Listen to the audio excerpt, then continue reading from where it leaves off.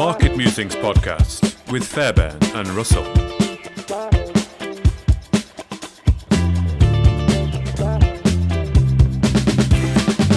Well, hello and welcome to the Market Musings podcast, where Darren Hazelwood, who's a regular guest on Stockbox, is joining us today. Darren Hazelwood, of course, the CEO of Panther Metals. Well, thank you very much for joining us today, Darren, for the podcast, a slightly more relaxed fireside chat we're going to have about many things, I hope. How are you doing? I'm very well, Mark. It's been an interesting few days in the markets and globally. An interesting few months, really, with what is kind of going to happen and the way things are going, and things over the weekend also throwing a bit of a spanner potentially into the works. We can get onto all of that at some point during this podcast. But I mean, really, what we want to cover today is a number of things, and I first of all want to really get into why you decided to take the role in a PLC. Why did you want to become the CEO of Panther Metals? Now, I know your past in private business was a builder's merchant, wasn't it? You owned a successful builder's merchant. And what happened there? Did you sell it on and then wanted to do something a bit different with your life and enter the public PLC life? Well, I was quite a big investor in the sector in London before I took on the role at Panther. But the realities are that I come into the industry and into the business because I saw opportunity, and I think that opportunity has just expanded over the last few years. I expected the market to go a long time before now. I don't think we've ever seen, certainly since the equity markets were born, a more perfect set of circumstances for this industry. And you personally look at things and you make decisions around where you can potentially see the best return for the time you spend on what you're doing. Mm-hmm. And I looked around and I felt that this industry was absolutely primed for growth and for building a business. So when you say you saw an opportunity in the industry, presumably you're talking about the commodities industry, the mining sector, is that right? Yeah, absolutely. And is that where you were a private investor mostly in that space, would you say, before you went into the public role? Yeah, it was. I was at one point, I think I was TR1 in probably up to five companies. Okay. At one go. So yeah, I've seen opportunity, and and why were you in that space? Was it because you saw opportunity, or was it because that it just was an interesting industry for you? It's all about return. It's about where you can get the best bang for your buck. And even in these markets, which we're seeing investors have a really hard time, and I've got a huge amount of sympathy for them. I've been there myself, but then that can turn, and it can turn really quickly. And I'm a genuine believer that when this industry does turn and everything is being lined up, there are almost dream scenarios at play now. And I can understand why people can't necessarily see that. It's the classic, it's darkest before dawn, is my belief. And I think now you just need a little bit of a settled period, and then you're going to really see it kick on. And it's going to kick on over a long period. And there's good reasons behind that. So what opportunity did you see, Darren? Because if you, Panther, how long's Panther been going for? You in this role, a few years now, isn't it? So we refinanced the palm olive business on the Aqueous Exchange in London, and I took the role on a year after that had been refinanced. I was a non-exec on the board. This is about 2017. No, 2018. 2018. March 2018. And you were investing privately years before then. So what opportunities you must have seen the opportunity, well, some would say a bit too early then, maybe. Listen, it's the classic example. You're never going to get your timing absolutely spot on in terms of entry and exit. It's almost impossible. But what you've got to do is have a wider focus and understand things that are at play. Like Panther's a prime example, and I took it on in January of 19. We listed on the main board in January of 20, and then of course we run straight into COVID. So we had 18 months, well, basically from the February to a year the following September, we couldn't even get into Canada.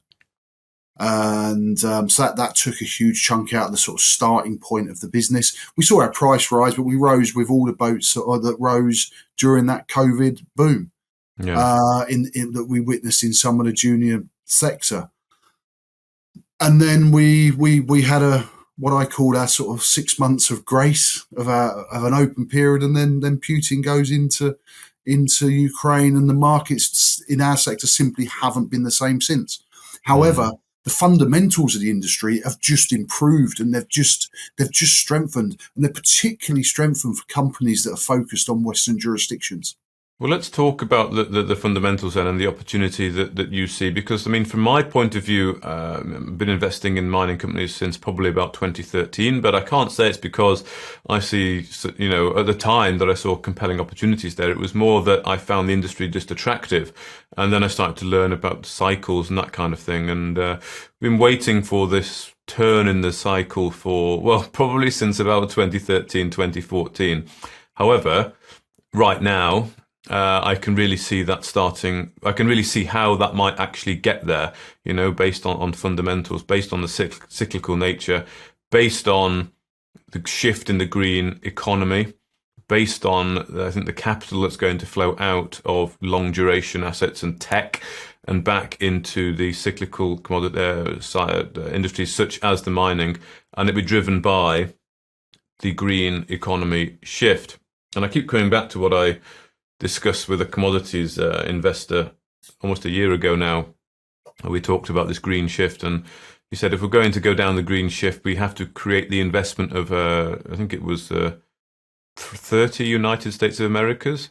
No, six United States of Americas in the next 30 years. That's what he said. 6 United States of Americas in the next 30 years, and the most of that will have to happen in the next 10. It's a significant investment, huge investment. In this space at a time when things like tech and the shine on that is coming out. And you can start to see where the sector is really going to have a boom. Short term, I think things, we're not quite there yet. We're not quite at the bottom yet. My personal opinion is we're going to see liquidity coming out of the markets before we get to that boom time. But it's going to come, and it should be an absolutely awesome time for everyone in the sector.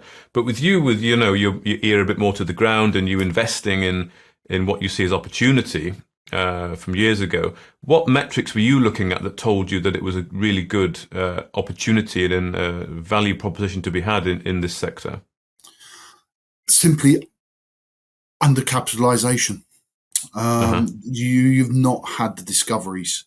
And you won't get the discoveries without the finance. I think the common theme from PDAC was that was last week, and it's also something that I've heard in London for the last 6-9 months. Is there are a lot of people sitting with a lot of cash on the sidelines, and that cash wants to find a home, but people are still nervous, but ultimately that money will come in. Look, we've got supply deficits across just about every single commodity on the forward forecasts, and actually you can directly link that to the capital inflows that have gone into sort of tech and Bitcoin instead of exploration and the mining sector. And now you're seeing those not bust, but the mindset's changed on that. You're seeing Ukraine and the divide. What that's done has highlighted the divide. Okay, in between effectively what we know as the West and the East, and you're not going to have the same level of sharing of commodities from those areas. So if you're into companies and that have got land holdings in what we class as tier one jurisdictions, the likes of Canada, America, Australia, you're sitting in a very, very strong position, and a stronger position than a lot of people. You've got, as we've already touched on, you've seen that the tech bubble has burst. It burst on the market over the last 12 months. We've seen the likes of Tesla come off and Amazon come off their highs. Certainly Meta. We've seen lots of redundancies in those sectors as well, every day nearly. Well, I think I was reading an article yesterday. I think the net redundancies at the moment are 128,000 on the west coast of America, and Meta have just announced yesterday again that they're not filling. I think it's 5,000 roles, and they're making 10,000 people redundant. You know, it's the sector's matured. And but you've now got, at the weekend, you've got the Fed announced that they're going to underwrite basically everything in America, in the American banking system. If you've ever seen anything so bullish for precious metals in your entire life, then that is it. That people are going to wait for things to settle down. But once this settles down, you're actually going to be left with only one sector in town. Because you've got supply constraints already. You've got jurisdictional risk has been upped due to what's happened in Ukraine. You've got risk capital that's gonna now look outside of tech and Bitcoin, and this is the place that it's going to come to, because for the technology to advance now, for us to be able to deliver on climate, on our climate commitments, we're going to have to invest astronomical sums. But all of these technologies only work if you've got the metals to make them work. And the fact is that across the globe, we don't have the metals. And where those metals are sitting in different countries, we've now got additional problems in terms of accessing those metals if you make those discoveries. And people are going to become more and more aware of this as we go forward. But I think you're right. I think we're not quite there yet. But when it does turn, it's going to turn on a sixpence. And I think because the fundamentals now are so strong, I thought they were there in 2018, 2019, and they've only got stronger and stronger. You're going to see this play out in quite an extraordinary way. And all you have to do within a business is actually understand where you are in the cycle. And people talk about this as a cycle. I don't think we're entering a cycle. I think we're entering a completely unseen phase in the history of what we're doing, because we're trying to save the planet from ourselves. And at the same time, we're restricting the access we can have to these commodities and to these discoveries through geopolitical situations. It's absolutely it's never been set up better, ever. I agree. I don't think it's ever been set up better. I think a lot of the sexiness around crypto and all the YouTube channels that popped up, all the armchair experts with crypto, I feel we might start to see that in mining and commodities. We'll have the sexiness around, we'll have copper experts popping up on YouTube. Maybe I should take a load of URLs or YouTube channel names just so I've got them reserved for when this happens, because I can actually see that being the case. I mean, it's never been set up as well. I mean, do you think there's still some heat to come out the markets? I mean, we'll talk there a little bit about the Fed. We're talking about inflation. Perhaps, it's sort of stayed where it was. So it might be, I think they've got it down a bit, but they're going to have to keep. They're kind of stuck between a rock and a hard place, aren't they? Because they want to get inflation down. They want to put the interest rates up, but it's getting tight, and your man on the street is starting to feel it now, just talking to friends. So it's a little bit tricky, isn't it? It's like you're damned if you do and you're damned if you don't. But what do you think? I mean, do you think we're heading for, a big liquidity event? Do you see, a Black Friday type thing, and just a waterfall chart, or do you see a recession, or even a depression? I hope not. Before we then start to see the bottom, and then that the money will hopefully then start to flow into these commodities, because normally that's what happens, isn't it? After this kind of a crisis, governments invest in infrastructure or go to war, unfortunately, but both use metals. Exactly. Yeah, exactly. I think there are signs that we could enter into a softish landing. Okay. I think inflation is certainly, the numbers yesterday indicated that it's starting. It's not under control, but there's certainly signs that it's becoming manageable. And ultimately, the Fed control everything as we stand. Will the Fed now allow a market crash? I don't think it will. Okay. I think the unwritten part of the conversation here is that the Fed are going to have to print again. They're going to do a complete 180-degree U-turn. There's no doubts about that. It's just maths.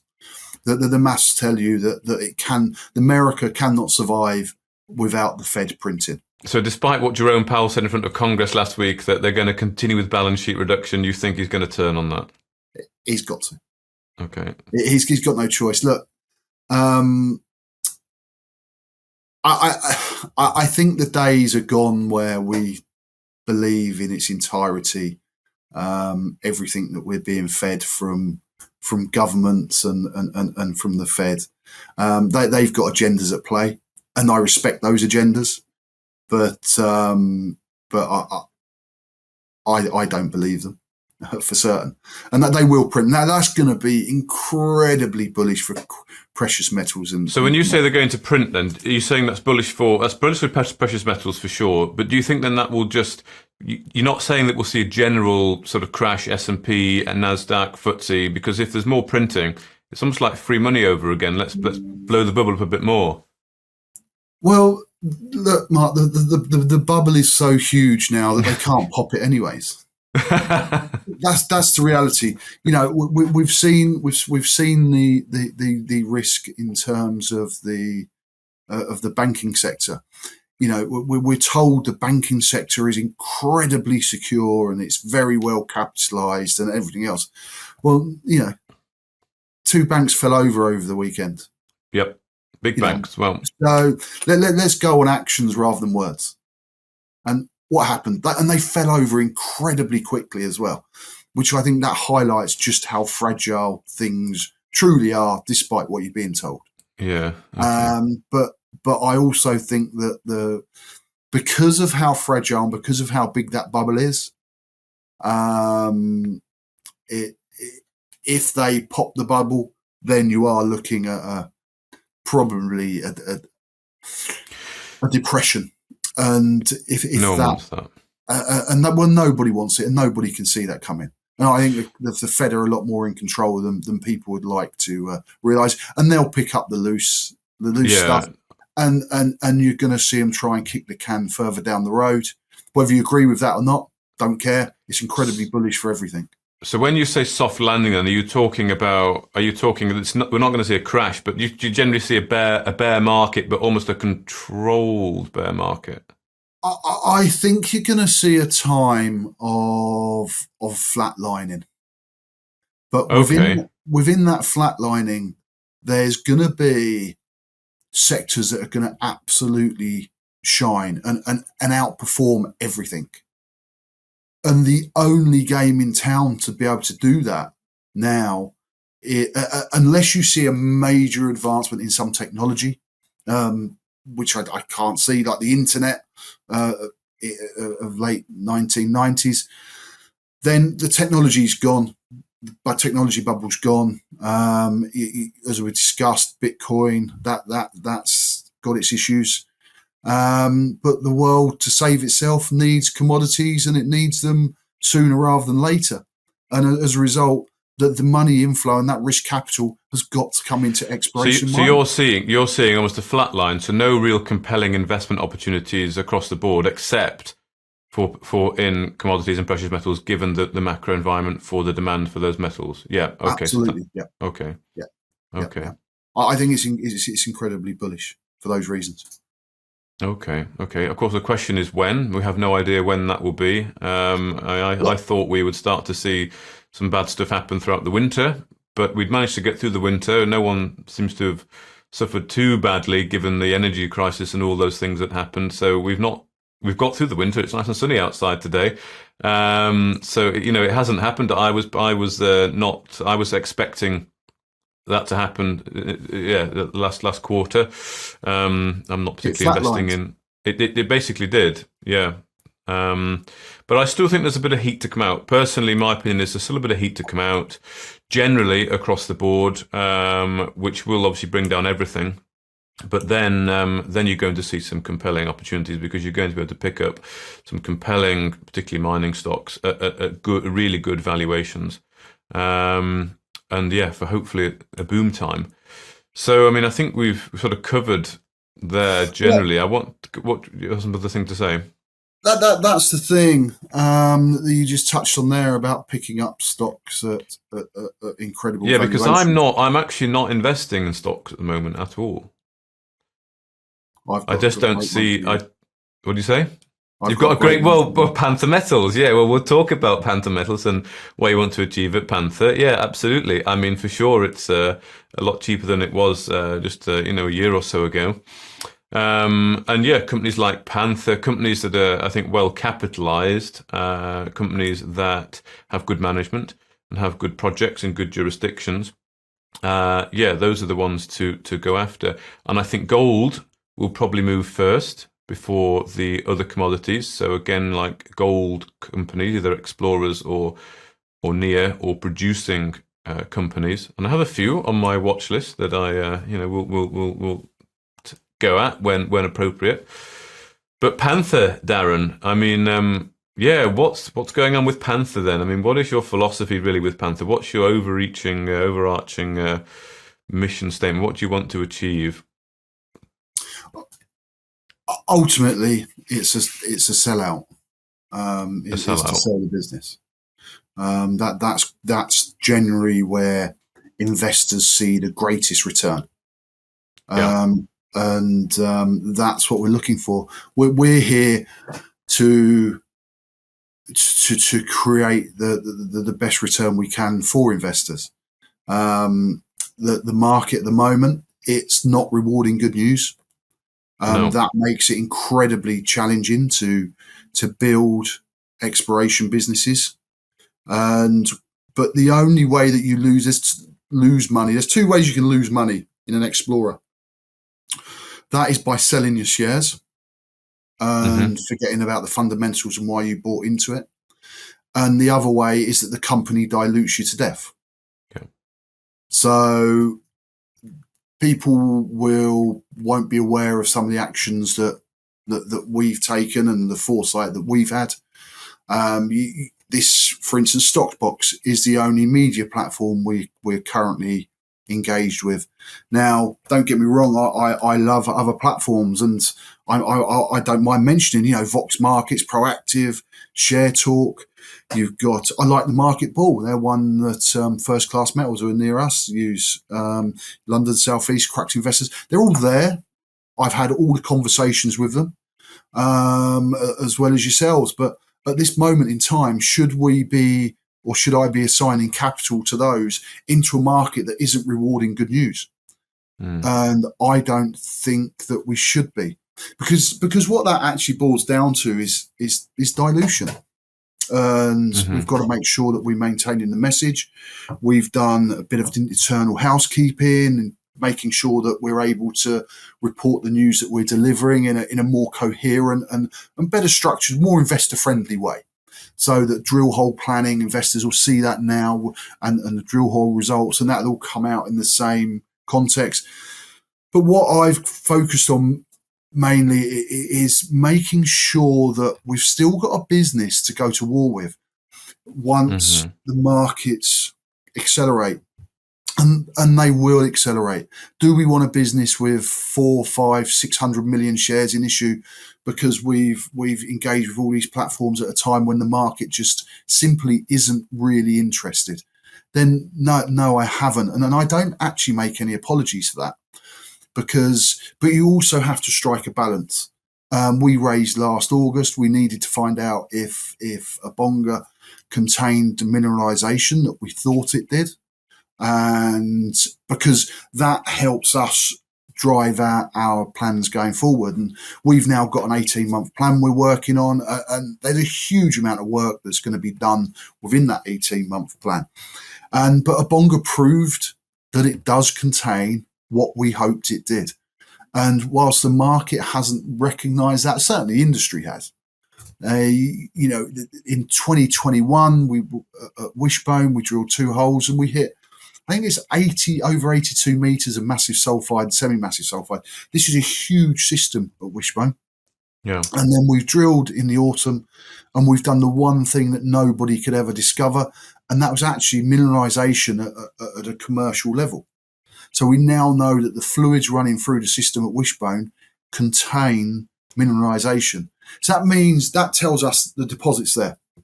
And now we've just got to go find a deposit. And in fact, others within the industry absolutely 100% agree with us. Talking to some guys from BHP, they're saying, look, it's there. Now you just got to go and drill it out. Okay. Because they should know, because they were there a while ago. They were, but in a different area. Right. Yeah. It was only a few kilometres away, but their reports, you read their reports, and they're ultra bullish. And it was only the Windy Crag scandal that pulled them away. Yeah. And just the fact that we've hit VMS with 1 hole at survey, all those pieces that we've always maintained are there at Abonga. They're there. However, you've also got to balance it out with the cost of capital. Yeah. And at the moment, the cost of capital is just too high. Why am I going to? Because what people have got to appreciate is we raise X. Let's say we issue 20 million shares. We actually got to issue 20 million warrants as well to get people interested. Yeah. So you're looking at a huge amount of dilution at the very moment that we actually we are uber confident of our exploration portfolio. Dotted Lake, I can go into all kinds of detail on Dotted Lake, why we believe there's a discovery there. Manitou Lakes, that just keeps growing every time we set foot on the ground, across the shear zone. There's gold that's open along strike, it's open at width in the soils right over shear zone that's running 700 meters from an historic mine, and that the old guys didn't mess about. They had to get in there literally on their hands and knees and dig the stuff out. They didn't build these adits just for the sake of doing them, to give themselves something to do over a cold winter. But our portfolio is such that actually what I've got to do is make sure that we're protecting it at the very moment the capital markets are at their most brutal. And I've got a position in place. We can actually survive through till December, January of next year with our current cash resources. If we wanted to, do I want to? No. We've got a plan, and we need to be getting on with this. But at the same time, I would not be raising down at these levels in the slightest. In fact, to the extent that I have a belief in how we're going to take this to the next stages. I've got a 5 or 6 point plan, and that might surprise a lot of people. And one of those is undoubtedly looking to Canada to flow through. Flow through is always done at quite a big premium, and we qualify for flow through funding. And it would be remiss of me not to look at that as an option. If we decide to do what we might want to do this year, we may not. But it's all part of the planning and actually in the execution, because it's been executed day in, day out. It's probably never been busier behind the scenes at Panther. But all this is about timing as well, because I want to time this so that we're going into a bull market. So it's an incredibly exciting time, but it's not a time to have. I don't want to come out of this with 500 million shares in issue. Yeah, okay. Well, you're talking very confidently about the projects there, and saying what BHP is saying, that there's a discovery there, just go ahead and find it, sort of thing. But you also mentioned there about protecting what you've got. I mean, are you in a sort of capital preservation mode, or sort of a wait and see mode? No, you're not. What are you going to? Complete opposite. Okay. Complete opposite. Yeah. Well, I think we might surprise the market over the next few months in just what we come out with and just what we deliver. What I've got to do now is move the business away from being absolutely 100% reliant on the market, so the market can push us and pull us as the market sees fit, instead of what we've actually intrinsically built into the business. Okay. And how can you say how you plan to do that? No. Okay. Trust the process. Listen, I offered to resign from the business on the basis that I'm not diluting at these levels. Okay. And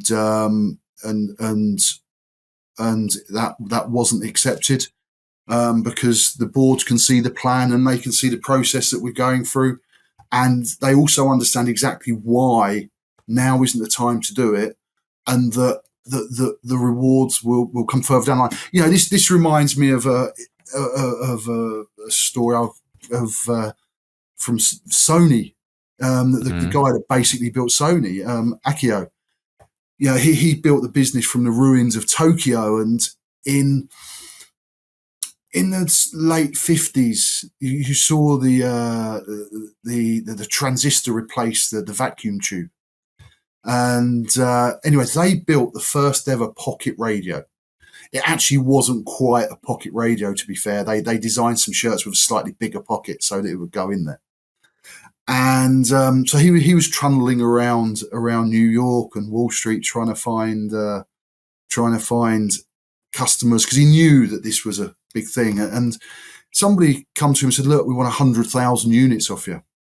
And this, then you're talking about $40 a time, which in the late 50s was a huge amount of money.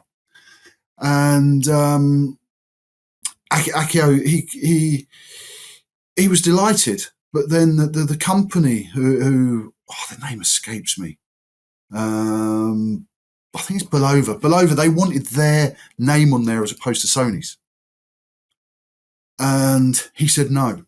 He refused. He knew that this was an industry changer, that they were on the cusp of some really brilliant things.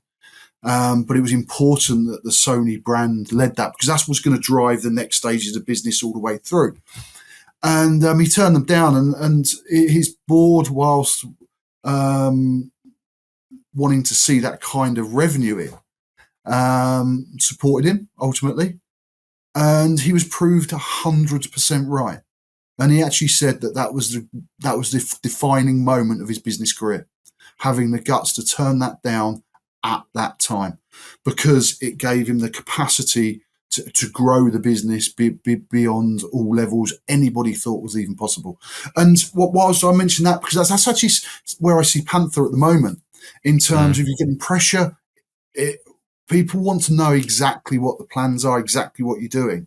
We know exactly what they are. We know exactly the path we're going. We know exactly what we're doing. We know exactly how we're going to get there. We love the assets that we've got. We don't need to do any more deals. We don't need to issue shares for that. There's nothing more in this business other than getting the drill bits in the ground and the drill bits turning. There'll be some work needs doing on sites for that. But I think this moment will define me in terms of the business. We're a business that's sold for £200 million with 200 million shares in issue. That's £1 a share. Okay. But if we've got 600 million shares in issue, that's 33 pence a share. There's a huge difference there. And don't try and feed a market that is not interested, because all you're doing is burning cash. And I think this market should change very rapidly. And we're now set up. But there were things we had to do internally, but to just tighten things up a little bit in terms of how we report. And you'll see this all come out over the months ahead. And I fully accept some of those criticisms. But yeah, we're in the business of making discoveries. And I don't care what anyone says. The only way to make discoveries is to drill. Now, when you drill, you're going to have less success than the fiddling about on surface. But that doesn't change the business. Messing about on surface. It's only the drill bit changes these businesses. It's only the drill bit that will turn it into a £200-300 million company. Yeah. And regardless what anybody releases, what anybody says, it's when the drill bit's turning that you can transform these things. And that's exactly my philosophy, and I'll stay with that. Okay, when the drill bit's turning to transform. Okay, you talked about not feeding the market. What do you mean by that? You mean not releasing news into the market unless it's really necessary? No. What I mean by that is not having a vast array of PR platforms all on the go at one go to get that message out there.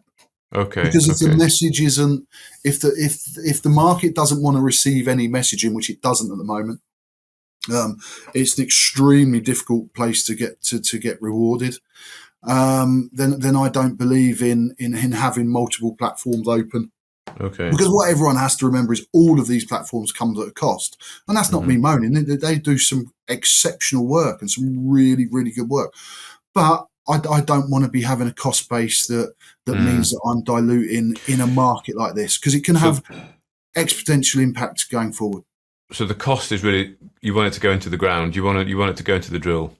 Yep, absolutely. Because I'm not scared of failure. Because if you're prepared to drill, then you've got to be prepared to fail. And the most remarkable thing about Panther is we've drilled a few holes at Wishbone and proved up a big system. We've proved up mineralization. We've drilled one hole at Survey, discovered a VMS. We've drilled 3 holes at Awkward. We've discovered graphite. We've drilled 1 hole at Dotted Lake outside of our current target area, but we hit gold all the way along that hole. Unfortunately, the grade wasn't high enough to be of a sort of a commercial interest, but the drill, it was absolutely perfect for drilling. And we proved that because we hit gold all the way through. So our drilling success is remarkable. What isn't remarkable is our timing in market terms. But that's you think given a different market, those results would have really made a difference to the company share price? Oh, look, the industry is extremely intrigued by what's going on at Abonga. Okay. Really intrigued. London doesn't care. London just looks at it and goes, "Oh, you found a bit of zinc." Well, actually, we found a bit of zinc in a greenstone belt that people have had eyes on for a lot of years, including BHP. We've had Dome there, we had the Chinese there, but nobody found the smoking gun. Nobody found the mineralization, even though everything else lines up perfectly. We found that smoking gun. And I think in a different market, the market would be rewarding that success and then paying for us to be back there ASAP, which is, of course, what we want to do and what I want to do. So, and is it about then, you found a smoking gun, is it now about finding out how big it is, finding out what's there? Yeah. Okay. The mineralization's there. The system's there. Nice VMS. It's huge VMS. Okay. It's just now about step out drilling. That's as simple as it is at Wishbone. Okay. But survey is a nearly 3 kilometre long target. Yeah. It's half a kilometre wide. This is massive. And we put 1 drill hole in there and we discovered it's a VMS. We've got anomalous zinc over 14 metres for 1 drill hole. You know, this is an incredibly exciting phase the business is entering into. Well, I mean, What I can tell by looking at you that you are clearly excited. I'm looking forward to when you can release your sort of, I think you mentioned a 5-point plan or something, but, when you can get more information out on the plans from Panther, that'll be great. But I mean, what I've picked up really is the ultimate goal is a sale of either the company or one of the assets. You want to get the drill bits turning. You're not afraid of failure. You want to put the money into the ground and preserve capital to make sure it's going where it can build value. No plans for expansion. And importantly, no dilution, no discount or, low priced fundraisers. Is that generally summing up what you want to achieve? And we can await to see these plans released to market. I think it's absolutely spot on, apart from the very last sentence. It's not what we plan to achieve, it's what we are achieving. Okay. Well, thank you for that, Darren. It's been a nice chat. Anything else you wanted to cover? I mean, we've covered a few topics there, really, haven't we, today? No, it's interesting. Look, I think we've got to hope that these markets settle down sooner rather than later. The banking situation doesn't grow. Credit Suisse have potentially got issues. Yeah. But what I'd like to say, I don't think it's a coincidence that the announcement they made yesterday, in terms of their accounting for 21, 22. My own personal view is that they're probably trying to get this all done in one go.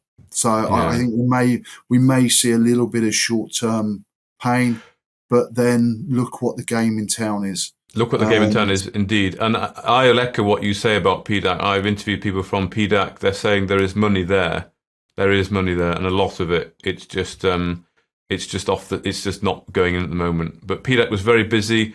People were non-stop talking to people. The buzz about the space, uranium in particular as well. I know Panther's not into that, but there's a lot of money there to be had. Don't forget, we hold 20% of Fulcrum, who have got uranium assets.